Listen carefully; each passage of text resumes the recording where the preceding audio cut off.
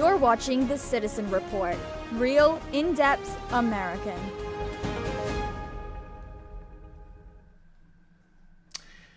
Welcome to The Citizen Report. I'm Jonathan Shannon. Thank you for joining me tonight. As always, this newscast is real, in-depth American, and it's always good to be back here with you. Thank you so much for joining me. Tonight, I wanted to sort of kind of lay the groundwork of what I'm going to be doing over the next probably a number of episodes, number of broadcasts here on the Citizen Report. And that is, I wanted to talk a little bit about this Charlie Kirk situation, because what we're seeing is some anomalies, if you want to call it that, that sort of point to something, happening behind the scenes that we're not being told about. And the question is, who is trying to distract from what's really going on? And to what extent are we being distracted? And I'm being kind of vague here to start because, honestly, there's a lot. Let me just put it to you this way. There are two avenues of thinking that I'm currently sort of pursuing simultaneously. And that's kind of how sometimes investigations go, because you're not quite sure how things are going to play out and whether or not the certain one way of thinking is actually going to turn out to be correct, and whether the other one actually ends up, being true or false. So before I get started tonight, I wanted to just take a few moments to remind my audience that that I'm not just here on YouTube, and I'm actually also on Rumble. Some of y'all do not follow me on Rumble, and let me strongly encourage my audience to subscribe to me there. And let me explain to you why I say that. So tonight, I'm going to get into some footage that is being heavily censored across big tech. Even X, formerly known as Twitter, is heavily censoring the footage I'm going to show you tonight. And because of that, in light of that fact, I want to remind my audience of my channel on Rumble. So I'm going to put it up on screen for a second so you can see what I'm talking about. And the reason I say this is because if in the off chance I get censored on YouTube, there's the backup on Rumble. So Rumble right now is effectively the number, sort of the backup channel for the Citizen Report. Not all, but most episodes get uploaded there a day or two after they broadcast live on YouTube. So for now, YouTube is live to air, and then a day or two after the fact, you'll see them uploaded to Rumble. So in the off chance I get censored on YouTube and removed and all deplatformed on YouTube, you will know where to go. So let me just bring up also this. So thecitizenreport.net is the website, and there I need to update the buttons there a little bit, but that is the website where you can also go to get the links for the Citizen Report. Without further ado, let me get into what I'm going to talk about tonight. So let me just, from the very outset, start by saying that this is going to be heavily, this is going to be something that's going to be very, very difficult to talk about, because this is going to not just challenge the mainstream narrative, it is going to challenge it in such a way that even now, basically, you have Christian podcasters out there saying that, those of us that are quote unquote going down the rabbit hole, as it were, that we're crazy people, we're somehow being, doing something we shouldn't be doing. And I would just say to that we have a duty as journalists to question the narrative and let the facts, let the evidence, present itself, and whatever conclusions are made, they are made, but you don't come into something with presuppositions. And what I want to talk about first is the immediate aftermath of the Charlie Kirk shooting, because this has just come to light apparently, and this is like the EMS emergency band radio, and they are communicating about the autopsy of Charlie Kirk. And actually, let me ask you just very quickly a question. If you think back to JFK, and his assassination in Texas. And let me just bring up my notes about that. There was a medical examiner who presented himself to the hospital where JFK was brought to, and he was there to perform his duties in 1963 and perform the autopsy for JFK. And basically the aides to JFK that were removing, as I understand it, could be wrong, but I believe the Secret Service, they basically threatened to just shove this medical examiner out of the way, and his name was Earl Rose. And so what ended up happening with JFK is the remains of JFK, infamously was transported on Air Force One back to Washington, and then his autopsy after the fact was conducted at the Bethesda Naval Hospital in Bethesda, Maryland. There's been many, many questions about the validity of that autopsy and certain gaps, as it were, in what their assessments were regarding that autopsy. Now, in the case of Charlie Kirk, and this is what I really want to get to first, in Charlie Kirk's case, it turns out that there was no autopsy performed. And that's not a typo, that's not me misstating the facts. Literally, you had a cold-blooded murder take place in front of thousands of people, and no autopsy was performed. So let me just bring up first the actual audio, and this is courtesy of a certain, we'll say, X account. I'm not going to say the full name, but we'll call it Hustle B. And this is the footage, the audio tape that was obtained for emergency responders, as I understand it, and they're talking about Charlie Kirk. So let me go to that, and actually let me just make this a little bit bigger, and let me put it back up now. There you go, and let's just play and listen to this. Do the request. They emailed me back. He did not go in for an autopsy. The death certificate was signed by the doctor at the hospital. Oh, okay. Can you just do a field clip documenting that? I'm sorry, 10-9? Can you just add a step to the case documenting that there was no autopsy? In 287, I'll be clear to the hospital. I need an officer at Timpanogos Hospital to come stage in the emergency room bay. Jesse just told me that he just got on the phone and Charlie's wife is coming to signature and they're bringing a car over here for a treatment. Charlie's wife is coming to land at signature, you said? Sir, and Jesse's going to go to Duncan right now and pick up a car for her.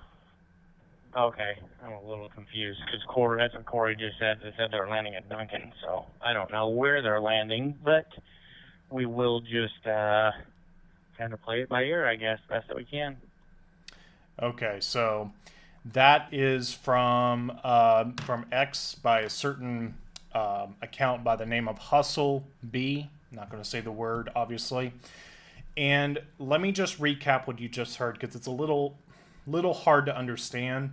So basically what they're discussing is the fact that no autopsy was performed on Charlie Kirk.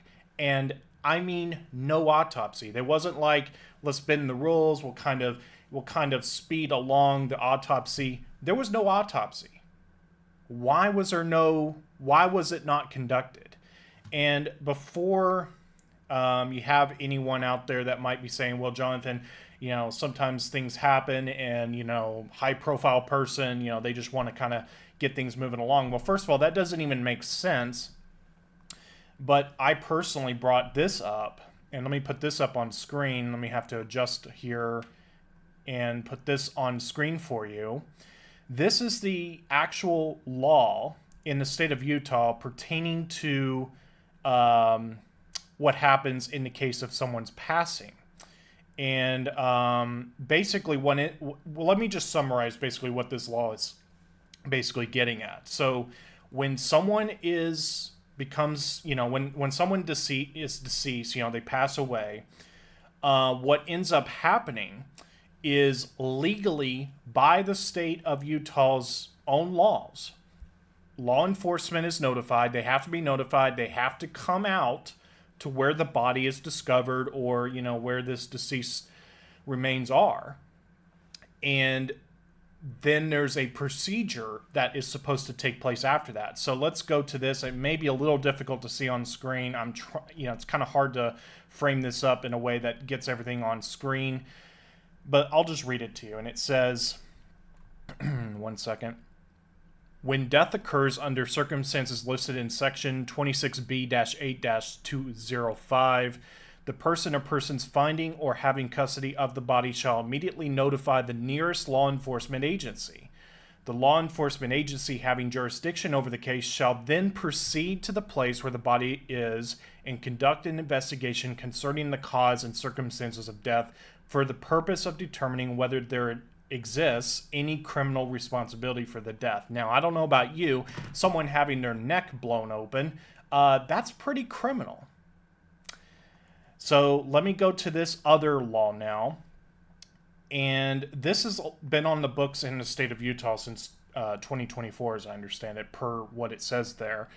It says, upon notification of a death under section 26B-8-206, the medical examiner shall assume jurisdiction over the deceased body, clothing on the body, biological samples taken, and any article on or near the body which may aid the medical examiner in determining the cause of death, except those articles which will assist the investigative agency to proceed without delay with the investigation. Now, I'm not going to go on about this, but let me just make this easy to understand. The medical examiner is not just suggested. It's not a suggestion that the medical examiner responds. It is legally compelled that law enforcement responds, and then the law enforcement in turn summons the medical examiner to come to the scene to examine, what the title of the position is, examine the remains of this person and basically ascertain in his or her opinion what actually took place here. What took place here, it seems, is that you had a surgeon at a hospital, which there's some questions there that don't quite add up, and that's a whole other topic, but let's just go with what they're saying. So apparently a surgeon declared the death of Charlie Kirk at a local hospital there in Utah. And basically this surgeon, first of all, why is it a surgeon and not, like I said, the medical examiner? And then on top of all of that, so apparently Charlie Kirk, it's not, I don't have this confirmed, but apparently how I understand this is that basically they were able to briefly reestablish a heart rhythm for Charlie Kirk, which to me, that was something I didn't know before. That I have not confirmed, but let's just assume for argument's sake that's true. So medically speaking, Charlie Kirk actually did not fully pass until at the hospital. But even so, under state law, the medical examiner must conduct an investigation. And yet 24 to 48 hours after the fact, you have Charlie Kirk's remains on Air Force Two, which Air Force Two, again, I don't know if I said this in my last broadcast, but Air Force Two is a designation, not a specific plane, but a designation for the aircraft carrying the Vice President of the United States.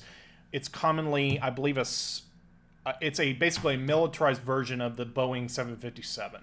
I don't have the notes for that right in front of me, but all that to say, Charlie Kirk's remains, they say, were on Air Force Two 1 to 2, I forget if it was the very next day or the day after. And yet, according to state law, his remains are not supposed to go anywhere until the medical examiner has done his or her assessment and, hence an autopsy. That did not apparently take place. And basically, as you heard in that clip, let me say this also, they're like, we got forms here and we don't know what to do with it because there's supposed to be this autopsy, but it wasn't done. So that's a very interesting anomaly in of itself. And if that's not bad enough, I've got something even more damning to show my audience today. So this is the part of the broadcast where I need to have a disclaimer that if you are somebody that if you can't easily watch something that's I wouldn't even call this graphic, the part I'm going to show you, but if you don't like seeing gunshots and things like that, this is the part where you're going to want to tune out and come back later, because I'm actually going to put up the footage for Charlie Kirk and this shooting that took place, okay? And this is someone, and I'll just tell you,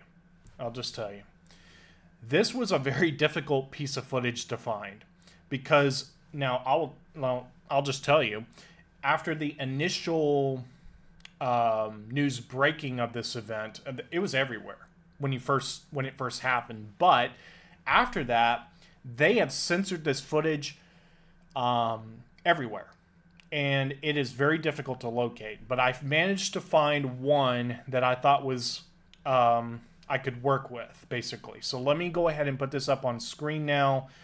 Again, let me be very clear by saying viewer discretion is advised.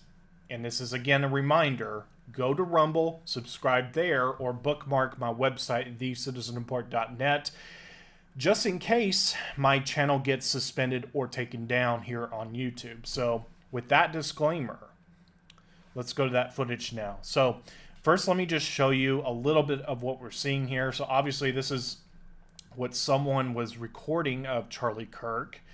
And basically what we're seeing here is Charlie Kirk is on camera, and he's you already notice, obviously he has his freedom shirt on, which everyone's been talking about for different reasons, but let me point out, so above the word freedom in the frame of the video, okay, and I'm gonna take my time talking about this.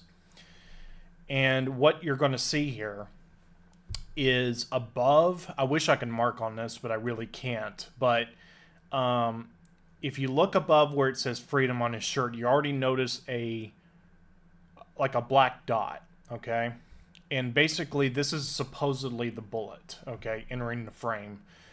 And I'm going to explain to you why this does not add up in just a moment. But I'm going to play it forward now. Again, viewers' discretion is strongly advised here.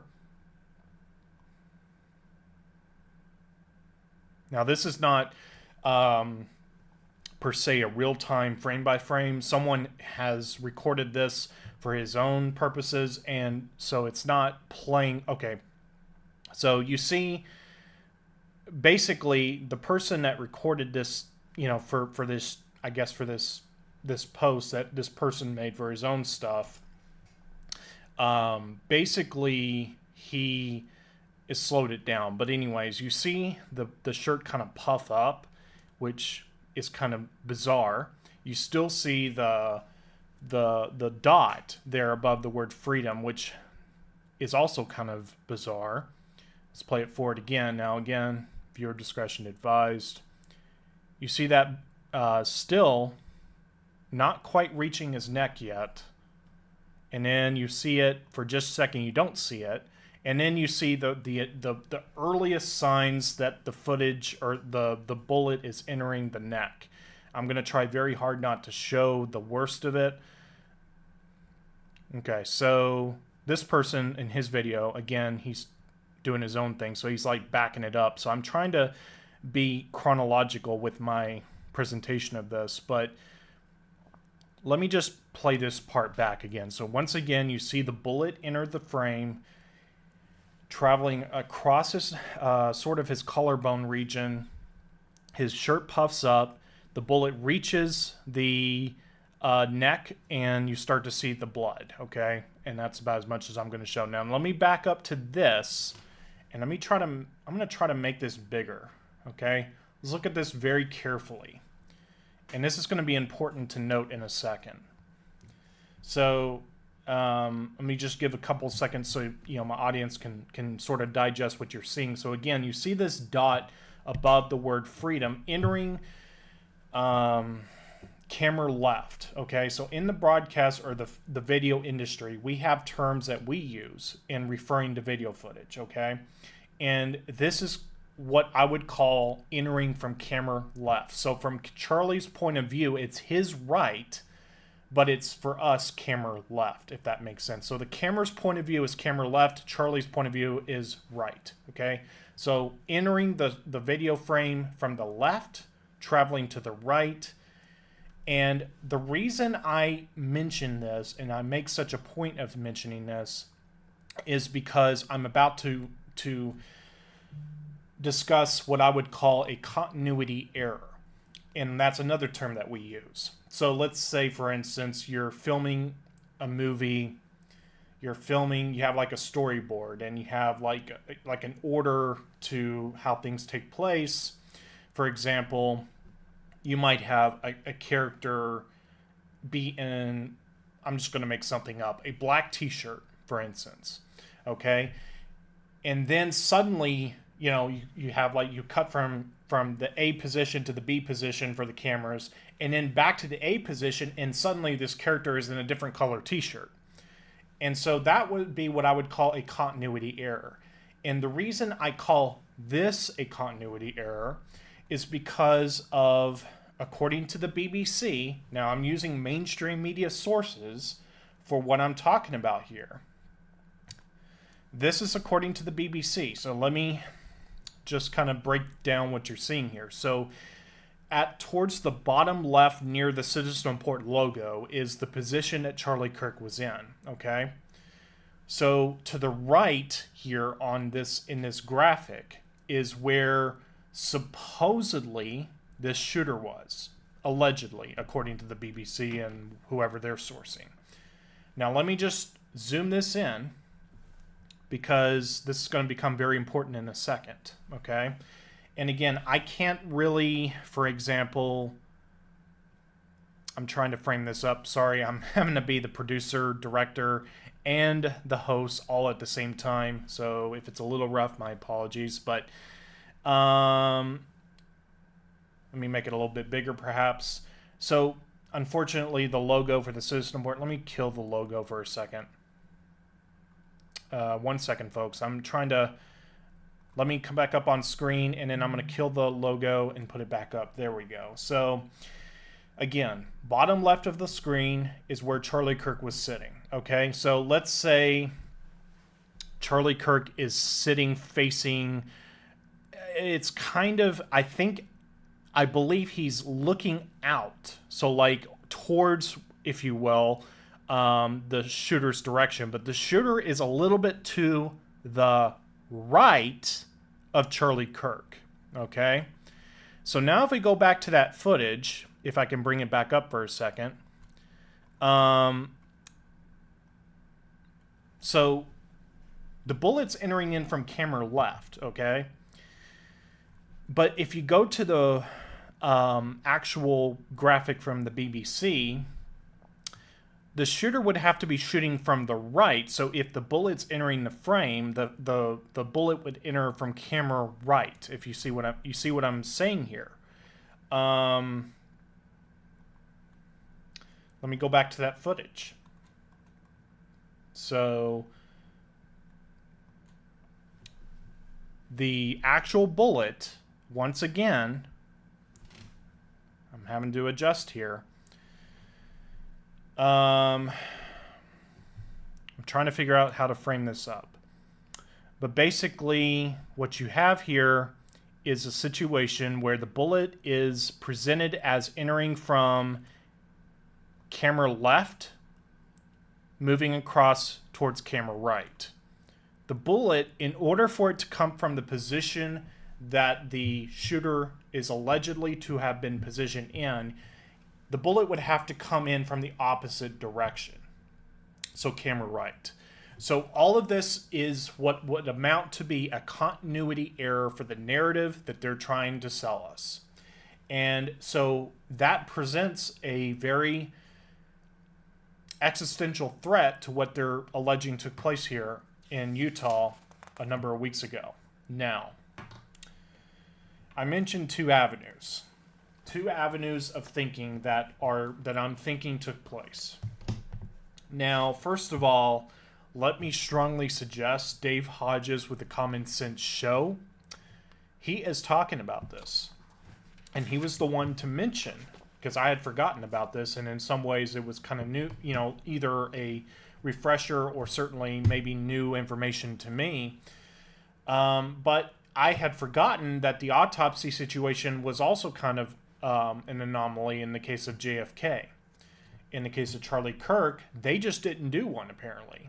And in fact, by the time that you see what is alleged to be Charlie Kirk in the casket,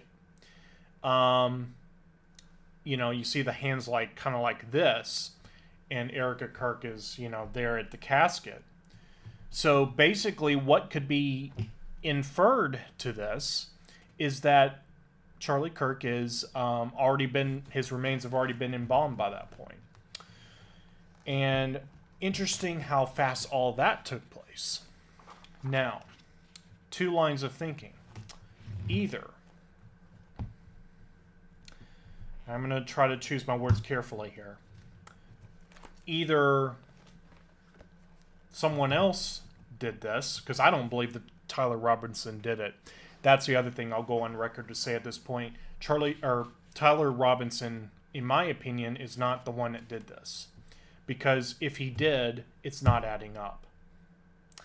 The position where the bullet comes in, you're looking at me, so let's camera shot, camera left, enters in like this, the bullet.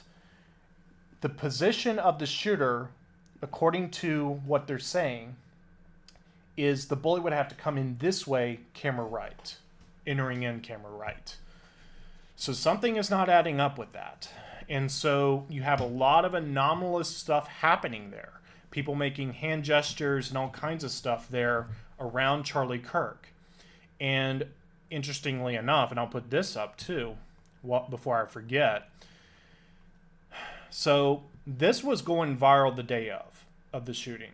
So the shooting of Charlie Kirk, Anastasia J. Casey, was allegedly a book published on September 9th, 2025 on Amazon, and it's supposedly some kind of AI cooked up thing that was published.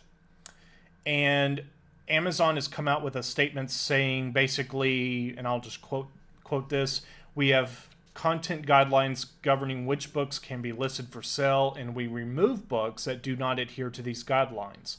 The title in question is no longer available for sale due to a technical issue. The date of publication that had been displayed for this title, while it was briefly listed, was incorrect, and we apologize for any confusion this may have caused. The title was published late in the afternoon on September 10th. Now, the thing that doesn't add up for me is the fact that still, the actual publication date, if you've shopped on Amazon, you'll surely know about this. Down in sort of the technical specs of the listing, you'll say the publication date or, whatever. And it clearly said September 9, 2025. Even if you were to account for the fact that, yes, you have time zones, if I'm thinking of this correctly, by the time the shooting happened, it would have been virtually impossible for any time zone in the world to still be in the 9th of September. Okay? Even if everything was on the 10th, why in the world was this even listed so soon after the fact, and supposedly this comprehensive thing, okay? And that's just one thing. I haven't even gotten to the other stuff. And I'm not going to get into all the nitty-gritty stuff tonight. But what I am going to say, I am going to go on the record to say this. I do not believe Tyler Robinson killed Charlie Kirk. I do not believe that at this point. I also believe that there were bad actors involved, let's just say. There were motives, and I'm just deciding how far do I want to take this tonight. how much do I want to say tonight? You certainly have, I'm not saying they did, but you certainly could make a case where, for example, you have certain actors, certain countries that would have a certain advantage or certain incentive to want this to happen. For example, China. China doesn't like the fact that Charlie Kirk was having a major impact on South Korea. Actually, now that he's, been unalived, it's only having the opposite effect of perhaps of what they would want, because now South Korea is having all these protests, or I should say all these vigils in honor of Charlie Kirk. And China does not want South Korea to become more Christian. Okay? Also, this is going to be very difficult for me to say this. Some Christians are not going to like what I'm about to say, but I'm going to say it anyway. Lord Jesus, help me right now. Charlie Kirk was calling into question certain things about what was happening in Gaza. And also, Charlie Kirk was defending Christians that were questioning that narrative of October 7. And is it possible that certain individuals, certain people would want Charlie Kirk dealt with so that would be kiboshed? It would not be, that there would not be that voice out there anymore. And let me also say this. So you have those that are coming to Charlie Kirk's defense. You also have those that are trying to put words in Charlie Kirk's mouth after the fact. So we got to really step back and really think of this very, very carefully and not get pulled into one narrative or another, because certain people might have certain agendas that they want to push. And I'm just here because I want to know what really happened. I'm not here because I'm trying to push an agenda other than I want to know what really happened. I want the truth, hence my secondary slogan of this broadcast, Truth in Focus. I want the truth put into focus. It's like a camera. You adjust the lens and you make your subject more in focus or less in focus. I want the truth in focus. So I'm adjusting the lens so it's in focus. We're trying to make it in focus. And so that's what I'm here to do. And so there are those who are trying to capitalize on this to one degree or another. And regardless of what you may think, I'm gonna go on the record and say this. I don't know these people, but I do know the work that they do. Tucker Carlson, Megyn Kelly. They are very, very important voices right now for, trying to figure out what all happened here. And I'm not saying that I agree with 100% of what they both say all the time. I don't think I agree with 100% of anyone outside of Jesus Christ himself. As far as Megyn Kelly and Tucker Carlson are concerned, though, they're doing very important journalistic work right now. And they have my utmost respect in that regard, because they are coming under tremendous attack for daring to question certain things. Now, the other thing I'm going to say, I know less about Candace Owens, but she's, people are saying all kinds of things about her. And I would just say be very, very slow to come to a conclusion about her, because I don't know. So, I've had some people say that Candace Owens and Charlie Kirk were literally best buds. I've had other people say that Candace Owens was disowned by Charlie Kirk because she was going, too far off the deep end. I don't know which is true, actually. I'll just be honest with you. But what I will say is that she's questioning the narrative, and I think it's important to not just dismiss everything she says out of hand. I think we have to assess what she's saying, give her the opportunity to present what she says she knows. And what I will also say is, again, someone else that I don't know on a personal basis, but who I know his work, And that's Dave Hodges with the Common Sense Show. He's based out in Arizona. From what he has said in one of his broadcasts recently, someone can correct me if I'm wrong here, but Paul Preston is a common friend to both himself, Dave Hodges, and Candace Owens. And he is saying on partly that basis, he actually thinks what Candace Owens is trying to say right now, a lot of what she's trying to say has credibility. So this is, again, all stuff that I need to sort of just digest and sort of come back in future broadcasts of the Citizen Report and unpack these things layer by layer. And indeed, there are many layers to this. I mentioned 2 avenues. Okay? I'm just going to tell you. I know there's going to be people listening to me who are going to think I'm absolutely a nutcase for what I'm about to say here, but I'm going to say it.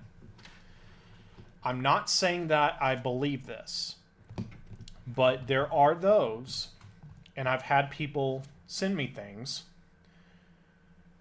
that are sort of suggesting that what has happened with Charlie Kirk is not what we're being told, not just in the sense of the bad actors, and there are other people involved. And let's just be frank here. There was more than one person involved with this. Absolutely 100%. But the other thing I want to mention is the possibility, and I've been, and let me tell you folks, I haven't been on this week, but I've been taking a lot of notes here, and I've been taking literally this amount of notes this week, literally trying to keep up with what people were saying about it. It's entirely possible that this is a white hat event hijacked from what was going to be a black hat event. And if you don't know what white hats are and black hats are, white hats are the patriots, black hats are the traitors, the seditionists, the people that are, like the Obama people, those kind of people, okay? And what is being alleged on this avenue of thinking is that what happened with Charlie Kirk was a facade, and actually Charlie Kirk was removed to protective custody, and some people have alleged that he's actually not dead, the real Charlie Kirk, but on a military base. Now, do I believe that? Frankly, it's not convincing enough yet. And I still think that Charlie Kirk was unalived, and but I don't believe Tyler Robinson acted alone. And part of the reason I say that, for the second line of thinking, is because of the fact that the White Hats possibly, got intel that what was about to be done with Charlie Kirk, so they removed him off the stage, as it were, and sort of put up this facade.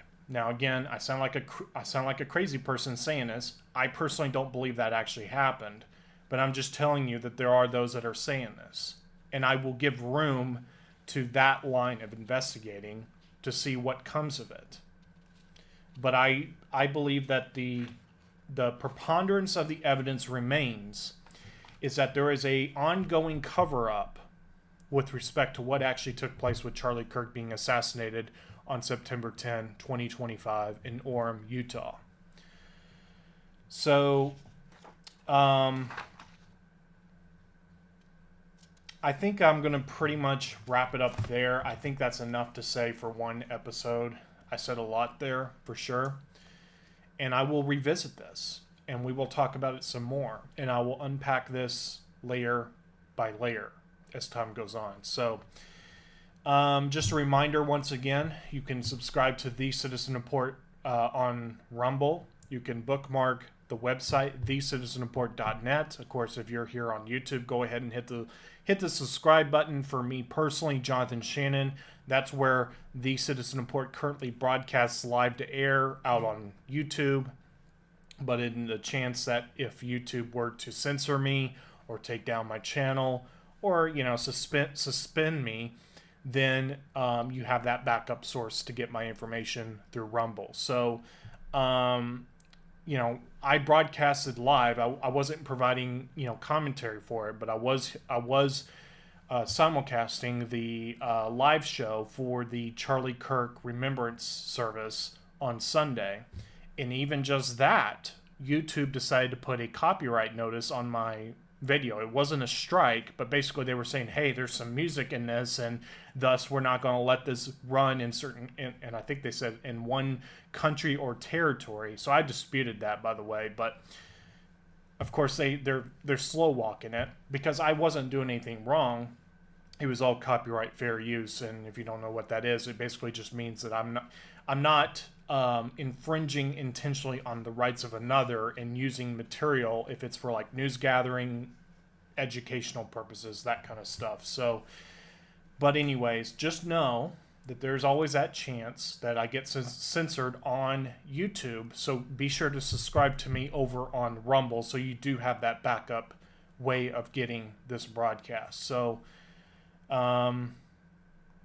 so with that, folks, that's it for me, folks. God bless each and every one of you. Thank you so much for joining me today. And it's always an honor and a privilege to be here with you. And I always enjoy being here. This is definitely some heavy stuff. So your prayers would be appreciated for me as well. I feel it. I mean, I feel the intensity of this because this is not easy to present this information. There is such a massive, what's the word I'm looking for? It's like a psyop. It is. I mean, it's just like the media says, look in this direction, think this way about it, and if you don't, you're a crazy person, and all this, that, and the other. I just want to know what really happened, one way or another. And this is intense stuff. This is why every time I come on here with the Citizen Report, I feel it more than others, for sure. Sometimes more than others, and I really feel it tonight. I feel the intensity of this. So I'll be back here again very soon. As I mentioned, lots of notes I've taken, so I've got a lot of material to unpack, and I've just barely touched the surface right now. So, like I said, I'll see you again very soon, and God bless each and every one of you, and I hope you have a great rest of your weekend. Have a good night, everyone.